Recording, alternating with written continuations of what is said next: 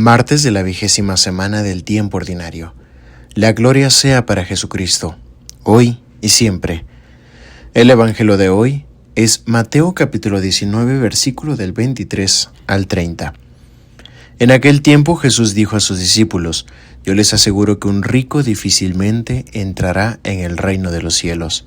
Se lo repito, es más fácil que un camello pase por el ojo de una aguja que un rico entre en el reino de los cielos. Al oír esto, los discípulos se quedaron asombrados y exclamaron: Entonces, ¿quién podrá salvarse?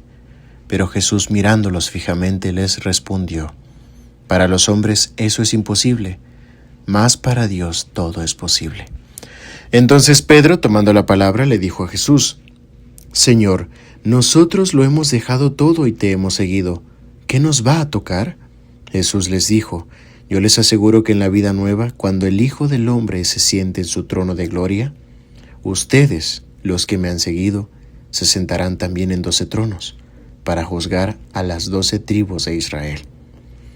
Y todo aquel que por mí haya dejado casa o hermanos o hermanas, o padre o madre, o esposa o hijos o propiedades, recibirá 100 veces más y heredará la vida eterna. Y muchos primeros serán últimos, y muchos últimos primeros. Esta reflexión lleva por nombre: No crezcamos en la soberbia. Nos encontramos en la 20ª semana del tiempo ordinario. Vaya que hemos caminado al son de la palabra del Señor, y seguimos en el camino de las enseñanzas del profeta Ezequiel. Dios nos ha enseñado a lo largo de nuestra existencia que los bienes en sí no son malos. De hecho, Dios sabe que los podemos usar para glorificarlo. Jesucristo nos lo expresó cuando nos aconsejó que no nos preocupáramos por el mañana. ¿Pero qué significa realmente? ¿No trabajar? Nada de eso. En realidad significa que trabajemos duro para sustentarnos, confiando en que Dios proveerá. Este texto del profeta Ezequiel es rico en enseñanza y firmeza. Los bienes pueden ser para bien o para mal, y está en nuestra decisión saber qué rumbo queremos que tome. Dios es tan grande que nos prepara para poder recibir y decidir en los momentos donde se decide el bienestar de nuestra vida. El príncipe de Tiro ya había amasado una gran fortuna, pero no una fortuna que venga del buen haber, sino un pecado grave para la propia humanidad: la soberbia. La soberbia, al igual que otros muchos pecados, te ciega, y ciega los sentidos que nos ayudan a imitar a Dios. Dejamos de ser compasivos, misericordiosos, justos. Todo esto empieza a ausentarse porque la soberbia es prácticamente solo pensar en sí mismo y en nuestro beneficio.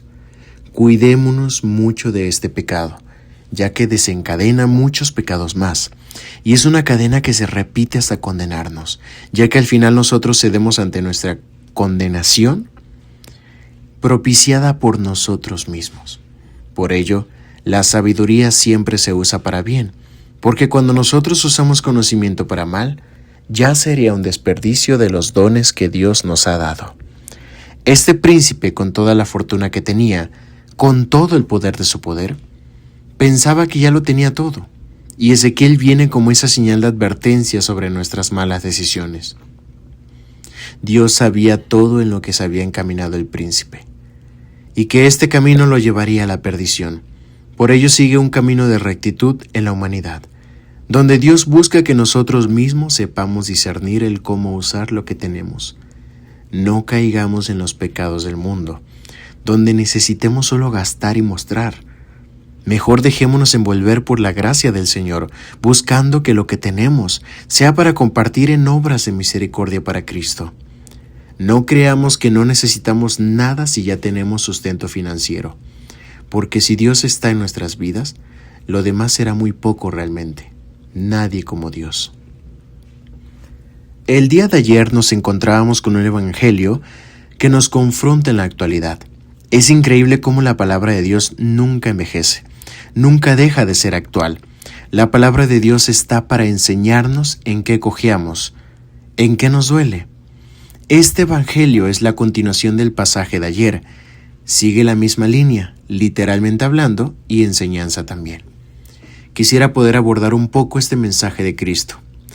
Cristo asegura que un rico difícilmente entrará en el reino de los cielos. Pero entonces volvemos a la misma cuestión. ¿Está mal tener riquezas? No, no está mal tener riquezas. Lo que está mal es para qué tenemos riquezas. ¿Para qué dejamos que la soberbia abunde en nosotros? ¿O para ayudar a dar nuestro granito de arena en la construcción del reino en la tierra? Si fuera la segunda, seguro que sería una riqueza fecunda, porque ayuda a otros a mantenerse en la esperanza de Cristo. Nuestras obras son los que nos permiten poder compartir para con otros la riqueza de Cristo, su gracia. Esta expresión de Jesús alarma a los apóstoles. Esto porque ellos al seguirlo piensan que entonces no existe una posibilidad de que habite el reino en el mundo. En realidad, por nosotros mismos, esto nunca será posible. Nunca será posible por nuestra condición de pecadores, pero que por la gracia de Cristo sí que lo es. La gracia de Dios habita para que nosotros encontremos ese camino que tanto buscamos muchas veces en donde no deberíamos. Por eso la expresión, para Dios todo es posible. Retomando un poco el camino de este evangelio, surge el Pedro que conocemos de los evangelios, directo, un poco desesperado y duro, pero con sed del agua viva de Cristo. Reafirma que ellos lo han dejado todo. ¿Qué les va a tocar? Humanamente hablando, somos personas que esperamos algo como respuesta de nuestras obras. Bien encaminado, podemos esperar que nuestras obras ayuden a otros. Esto es misericordia misma. Esto es lo que Dios quiere en nosotros. Que otros aprendan, que otros puedan sostenerse de la fe de Cristo. Pero mal encaminado, podemos esperar que alguien nos dé siempre algo como recompensa. Y este camino que no estaba del todo claro en los discípulos, ya que aún batallaban incluso con preguntarse quién era el más grande de los 12. Jesucristo conoce esta intención y deja en claro que no es que exista una recompensa, sino que nazca en nosotros la bondad y justicia que el Hijo de Dios ha expresado en su ministerio. Por ello, el tesoro que nosotros tenemos al seguir a Cristo es vivir el amor de Dios en plenitud, sabiendo que solo en Él tenemos todo lo que necesitamos. Cristo nos da la clave de cómo vivir la santidad, dejando casas, hermanos o hermanas, padre o madre, esposa o hijos, o propiedades.